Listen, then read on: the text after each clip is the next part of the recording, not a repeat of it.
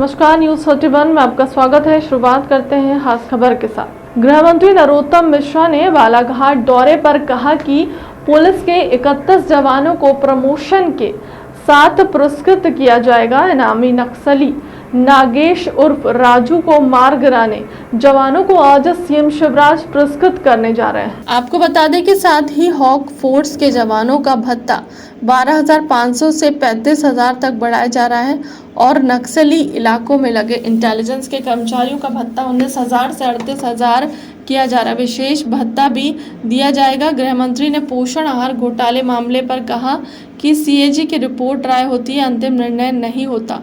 Accounts committee अंतिम निर्णय करती है। कभी कभी विधानसभा की लोक लेखा समिति के पास भी मामला जांच के लिए जाता है। नरोत्तम ने दिल्ली के मुख्यमंत्री अरविंद केजरीवाल पर हमला बोलते हुए कहा कि अरविंद केजरीवाल बड़े नेता हैं, मुख्यमंत्री हैं, पर गीता का श्लोक भी जिस व्यक्ति को नहीं याद होगा और सुदर्शन चक्र धारी से झाड़ू की तुलना करना गलत है। गृह मंत्री ने बीजेपी की बैठक पर कहा कि बदलाव के लिए बैठक नहीं थी, विकास और जनता से सीधे संवाद करना बीजेपी का मूल मंत्र है। कांग्रेस के सोशल मीडिया पर कहा कि कांग्रेस के बड़े नेता क्षेत्र में जा नहीं पाते और उनके आसपास सोशल मीडिया ही बचाता है। सोशल मीडिया के माध्यम से अपनी बात जनता के बीच पहुंचाना चाहते हैं, पर ऐसे नहीं चलेगा। जनता के बीच जाना पड़ेगा। अगर सीरियल किलर पर बताया कि गोवा पुलिस से भी संपर्क है, जानकारी जुटाई जा रही है। मैं बालाघाट में हमारे जो पुलिस के जवान हैं उनको प्रमोशन करने के लिए 31 पुलिस अधिकारी और कर्मचारियों को पुरस्कृत आज बालाघाट में किया जाएगा। आप सबको मालूम होगी दरकेला दलाम में जो नक्सलों का चीफ कमांडर नागेश उर्फ राजू और उसके साथियों को मुठभेड़ में हमारे जवानों ने धराशायी किया था। उन सबको ये उसी बात का द्योतक है कि जो एक कहावत है कि मजदूर को उसकी मजदूरी पसीना सूखने के पहले मिल जानी चाहिए। ये उसी दिशा में तत्काल उनको प्रमोशन देने स्वयं मुख्यमंत्री जी जा रहे हैं। हमारे जो नक्सली क्षेत्र में तैनात पुलिसकर्मी रहते हैं उन्हें विशेष सुविधा भी देने का तय किया है। हॉक फोर्स के पुलिसकर्मियों को 12,500 से लेकर 35,000 तक उनको विशेष भत्ता दिया जाएगा। खुफिया तंत्र को मजबूत करने के लिए इंटेलिजेंस कर्मियों के भी 19,000 से 38,000 विशेष भत्ता दिए जाने का सरकार ने तय किया है। जी, सीएजी रिपोर्ट कोई भी होती है, उसकी राय होती है, वो अंतिम नहीं होती। पहली बात तो ये समझ, ये एक प्रक्रिया का हिस्सा है, अंतिम नहीं है। इसके बाद में ऑडिट रिपोर्ट पर राज्य सरकार स्क्रूटनी करती है। इससे अंतिम निष्कर्ष कहना ठीक नहीं है। ये जब आती है तो अकाउंट सेक्शन के बारे में एक कमेटी होती है अकाउंट की, वो इस पर अंतिम निर्णय करती है। लोक लेखा समिति में जो विधानसभा के अंदर विधायकों की होती है और प्रतिपक्ष का व्यक्ति उसके अंदर लोक लेखा समिति का अध्यक्ष होता है, कभी कभी वहाँ भी जाती हैं।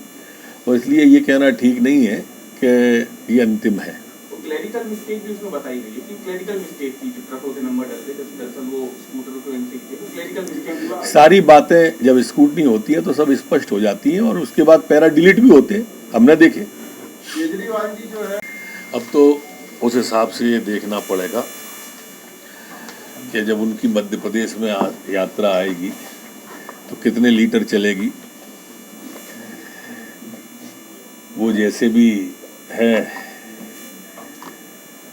उससे अब स्पष्ट कुछ होता नहीं है और उनकी जो भी सभा है और उनके भाषण के बाद में हास्य में पता नहीं क्यों तब्दील हो जाती है। सबको ये माना जाए कि जबरदस्ती नेता बनाया जा रहा है कांग्रेस में राहुल गांधी को, मतलब उसको समझ नहीं रहे राजनीति है क्या, किस तरीके से बयानबाजी करें। अब जबरदस्ती है या खुशबख्ती से है, ये तो कांग्रेस के लोग अच्छी तरह बता पाएंगे। पर वो आज गुजरात जा रहे हैं और आज गुजरात के प्रदेश अध्यक्ष युवक कांग्रेस के ने कांग्रेस छोड़ दी है। पूरे देश के अंदर वो इसी तरह का आलम है कि जहां वो जाते हैं उसके पहले कांग्रेस बिखर जाती है। भारत जोड़ो यात्रा कांग्रेस छोड़ो यात्रा में बदल गई है और वो शुरू हो के नहीं हो पर ये अभियान शुरू हो गया।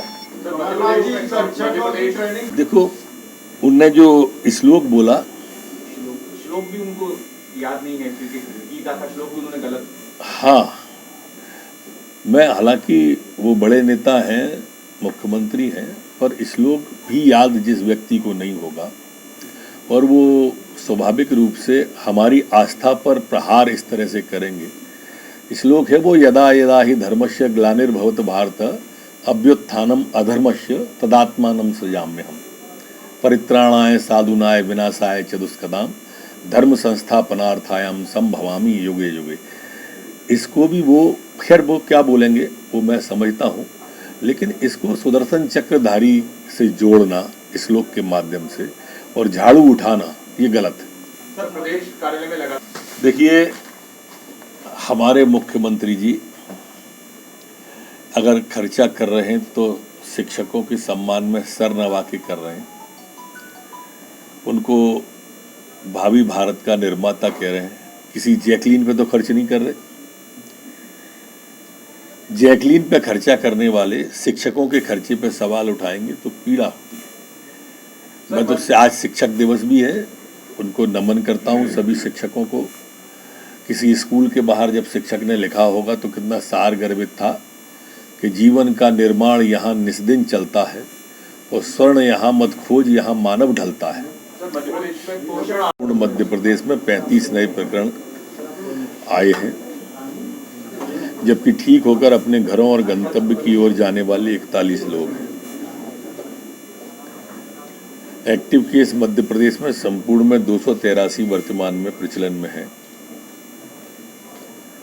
जो हमारे सैंपल लिए गए हैं संपूर्ण प्रदेश में, कल वो 5,930 सैंपल संपूर्ण मध्य प्रदेश में लिए गए। संक्रमण दर हमारी वर्तमान में 0.59 है, जबकि रिकवरी की दर हमारी 98.7 बनी हुई है। पिछले 24 घंटे में कोई पुलिसकर्मी संक्रमित नहीं हुआ है। वर्तमान में एक संक्रमित पुलिसकर्मी कुल है। कल जो वैक्सीनेशन संपूर्ण प्रदेश में हुआ है वो 63 लोगों का हुआ है। अभी तक जो कुल वैक्सीनेशन हुआ है वो 12,38,38,979 लोगों का अभी तक कुल वैक्सीनेशन हुआ है। फिलहाल क्लब तक की खबरों में इतना ही। देश दुनिया की तमाम बड़ी खबरों के लिए बने रहे हमारे चैनल के साथ। नमस्कार।